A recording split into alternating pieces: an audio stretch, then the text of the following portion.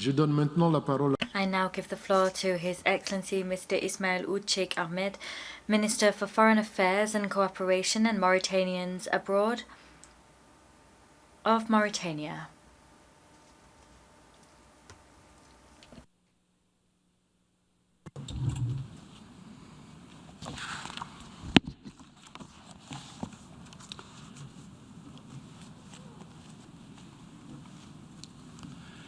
بسم الله الرحمن الرحيم وصلى الله على نبيه الكريم. In the name of God the Merciful, peace be upon His Prophet. Mr. President, Majesties, Highnesses, Excellencies, Mr. Antonio Guterres, Secretary General of the United Nations, Excellencies, Mr. Abdullah Shahid, President of the General Assembly, ladies and gentlemen. At the outset, I wish to convey my warmest congratulations to His Excellency Mr. Antonio Guterres for his re-election to a second term as Secretary General. I have every faith that the major efforts that he undertakes to reform and steer our organization for the benefit of peace and security will bear fruit. I also wish to congratulate His Excellency Abdullah Shahid for his accession to the helm of the 76th session of the General Assembly. This presidency, this so-called presidency of hope, is one in which I wish him every success. Allow me now to convey my deepest gratitude and most sincere thanks to His Excellency Ambassador Volkan Bozkir, Permanent Representative of the Sister Republic of Turkey, for his prudent management of the work of the session that has just concluded of the General Assembly. Mr. President, ladies and gentlemen, this session is being convened for the second consecutive year, at a time in which our world is being dictated by the health crisis engendered by the COVID-19 pandemic and its variants. We're holding this session at a time when the consequences of the pandemic are on the rise. Indeed, the figures are terrifying. The number of infections at a global level has reached around 250 million. Deaths have exceeded 5 million. These are figures just as terrifying as those released last year. The other consequences of the crisis on a socio-economic and humanitarian level are even graver than those of the health crisis itself throughout the world. This is true, but it is particularly true for developing countries and poor nations, and this is due to the fragile nature of their economies that are unable to weather a crisis of such an extent and that has lasted so long. A crisis which has gravely threatened the lives of the people in these countries. Mr. President, ladies and gentlemen, the measures taken to date to stem the pandemic throughout the world are not commensurate with expectations or needs. We must make more efforts and to cooperate more closely to guarantee the access of poor nations and developing nations to vaccines in sufficient quantities. We must help these countries to strengthen their technical capacities to, on the one hand, bolster their vaccination campaigns, and on the other hand, stymie the socio-economic and humanitarian damage arising from the COVID-19 crisis.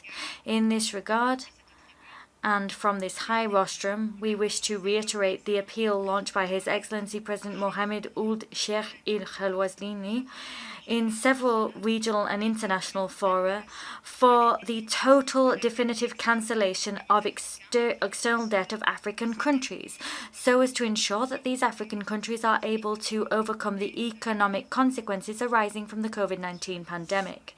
Mr. President, ladies and gentlemen, the government of the Islamic Republic of Mauritania, guided by His Excellency the President Mohammed Ould Cheikh El-Ghani, has adopted several measures that have made it possible to halt the spread of the pandemic and to mitigate its impact, namely on the most vulnerable people among us. Among the flagship measures taken, I would point to the fact that a vaccination campaign was launched across the country. The rate of vaccination now stands at 15% in the country as a whole. Preventive measures have been taken across national territory and are being strictly implemented. The provision of basic commodities is guaranteed. These commodities have seen prices rise globally as a result of the pandemic, but are available on local markets in Mauritania at stable and reduced prices. 120,000 households, accounting for 600,000 people in vulnerable categories, benefit from health insurance. Thousands of households comprising poor and vulnerable people that have been dealt a heavy blow by the economic recession continue to benefit from direct financial aid. The GA session represents an opportunity to study ways to raise the performance of our organization to achieve the Sustainable Development Goals, which aims to address the major challenges related to the environment, the climate, the health, education, security, stability, and development. From this standpoint, His Excellency President Mohammed Ould Cheikh Ghazouani announced a holistic economic take-off plan which seeks to address the negative effect and overcome the challenges and constraints of the COVID-19 pandemic. It is an integrated economic program aimed at achieving the necessary conditions for a new economic recovery that gives the private sector the space and incentive to play a key role. This program aims at creating more job opportunities and conditions for an optimal use of our natural resources in the field of agriculture, animal development, mining, and fisheries. Among the main themes of this program are the following: strengthening infrastructure that supports growth, strengthening the capacity of the social sectors and supporting demand, upgrading and supporting productive sector to achieve food self-sufficiency, supporting the formal and informal private sector, combating desertification and the drought, and supporting employment opportunities. This program is implemented in parallel with other programs within the government plan launched by the General Delegation for the National Solidarity and Anti-Exclusion, TASR, which aims to combat various forms of fragility and to ensure universal access to basic services such as electricity, drinking water, health and education, combating poverty, and promoting social solidarity. Work is also being done to train and equip the young people with necessary skills to enable them to enter the labor market and contribute to the development of national economy, as well as to enable women to play their role by involving them strongly in political life and the conduct of public affairs, and work to consolidate the principle of separation of powers and independence of the judiciary, and to consolidate national unity and strengthen social cohesion, and to appease political life through extensive consultation with various national actors, building the rule of law and freedom and laying the foundation of good governance. Monsieur le Président, Mr. President, ladies and gentlemen, in terms of security and the fight against terrorism, the government of the Islamic Republic of Mauritania has committed to developing an effective and efficient strategy to combat terrorism and the diverse forms of extremism we're witnessing in a comprehensive approach which takes account of the security aspects of the phenomenon, religious dialogue, the economic and social dimensions of the phenomenon, and we're doing all of this in cooperation with our regional partners to neutralize terrorism and dry up its sources of financing. And we're doing all of this with the most stringent respect for human rights.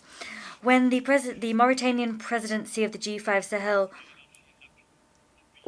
saw the launch of the Coalition for the Sahel in the Nouakchott Summit of 2020, This was an important moment. This framework aims to increase support to countries in the Sahel who in recent years have witnessed the sharp deterioration of their security situation, have seen forced migration increase, have witnessed an increase in climate change and signs of an acute food crisis. This year, as a result of a notable lack of rain and its spatial distribution, the food crisis, which was already structural in nature, is running the risk of increasing. In the Sahel, around 14 million people suffer food shortages, while 29 million people have a need for urgent humanitarian assistance. In this context, our partners have a moral obligation to help states of the Sahel to meet their challenges, but political levels in the sub-region must help their promises for good governance and constitutional order. COP26 must provide a moment for us to make good climate promises, and we need to ensure that there is proper access to clean energy and less expensive energy. In this context, it is the moral obligation of our international partners to help the states of the Sahel to meet these challenges, but it's also clear, as I was saying, that the political leaders of our sub-region must uphold their promises of good governance and the promise to ensure a return to constitutional orders to better meet the aspirations of their citizens and to improve their living conditions, namely in fragile areas.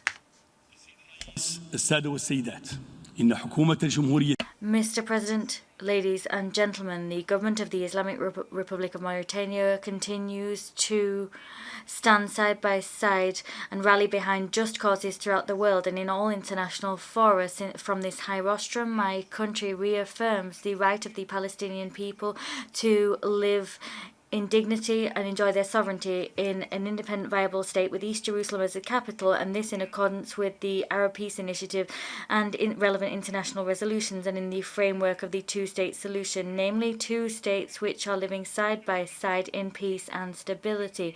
My country reaffirms its commitment to its unwavering position regarding the conflict in the Western Sahara. We have no particular side that we've taken. We are supporting the United Nations efforts as well as the relevant resolutions of the Security Council in order to achieve a lasting solution agreed upon by all. In this regard, my country urges the Secretary General to appoint without delay a special envoy to breathe new life into the process which halted 2 years ago following the resignation of the former envoy. My country also reiterates its support for international efforts taken to successfully conclude the transitional period in Libya, a brotherly nation, and to guarantee its unity and territorial integrity. My country reaffirms the need to reach a political solution which maintains unity and independence of the Syrian Arab Republic, a sister republic rather. We need to ensure the dignity of its people and its right to live in security and peace. Finally, my country reiterates its support for the legitimacy of the brotherly country of Yemen, and we call for a peaceful solution to the conflict pursuant to the Gulf Initiative as well as the resolutions that are relevant of the Security Council. May the peace and mercy of Allah be among you.